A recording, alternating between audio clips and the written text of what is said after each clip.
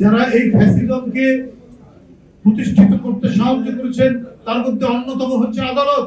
সেই শেখ হাসিনা এই যে 60 লক্ষ বিএনপির নেতা কর্মীর নামে যে মামলাটি দিয়েছেন, সেই মামলাটি দেওয়ারই তো কথা। কারণ তার লোককে বেসিক ব্যাংক দিতে হবে, তার লোককে সোনালী ব্যাংক দিতে হবে, তার লোককে অগ্রণী ব্যাংক দিতে হবে, তার লোককে ফার্মার্স ব্যাংক দিতে হবে। এই ব্যাংকগুলোর মধ্যে টাকা দিতে নেবে, এর জন্য মিছিল হতে পারে, প্রতিবাদ হতে পারে, এই জন্য নানা ধরনের কর্মসূচি হতে পারে।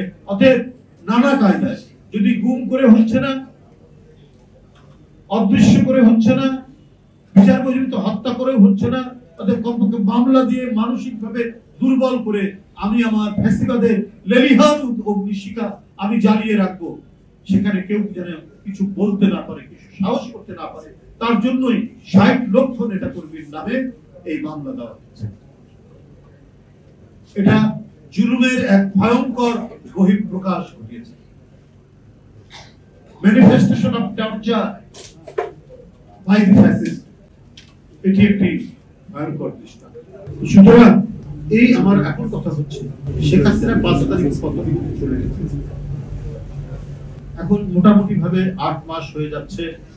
অন্তর্বর্তীকালীন সরকারের রাজত্ব চলছে, যে সরকারের আমরা যাই সমালোচনা করি আবার সমর্থন করছি, যে সরকারের অধীনে সবকিছু ঠিকঠাক চলবে, যে অবাধ এবং সুষ্ঠু নির্বাচন শেখ হাসিনা আত্মসাৎ করে এটা অদৃশ্য করে দেওয়ার চেষ্টা করেছেন, সেটিকে পুরোপুরি প্রবর্তন করবেন ডক্টর ইউনূস সাহেব।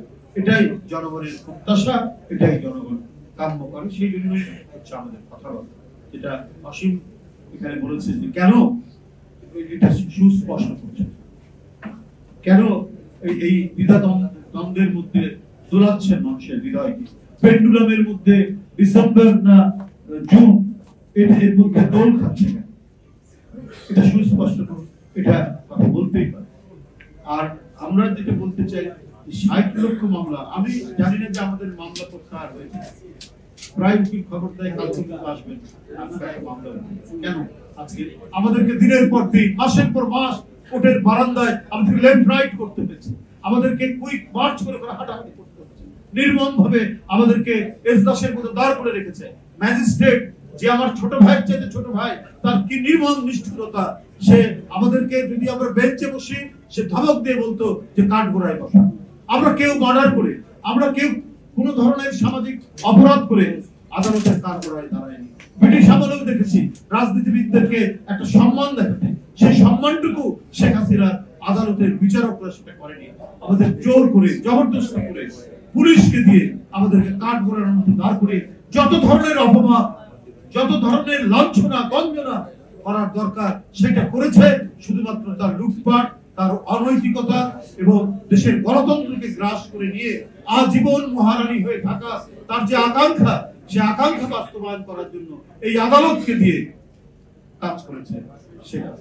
তাহলে আজ 8 মাস হলো নেই, এই মামলাগুলো কেন প্রত্যাহার? অনেকেই বলতে পারেন প্রধান উপদেষ্টা, আমরা শুনেছি তার মামলা সব প্রত্যাহার হয়ে গেছে। উনিও শেখ হাসিনার ঈর্ষা, বিদ্বেষ এবং আক্রোশের শিকার। আমরা নিজেরা যেমন আন্দোলন সংগ্রামে থেকেছি, আমরা কথা বলেছি, আমরা নিপীড়ন নির্যাতন সহ্য করেছি, আজকে যিনি প্রধান উপদেষ্টা তার উপরে বিএনপির উপদেষ্টার উপরেও নিপীড়ন নির্যাতন। কিন্তু কথা হলো যে তাদের যদি প্রত্যাহার হয়ে যায় তাহলে এই লক্ষ লক্ষ মানুষ,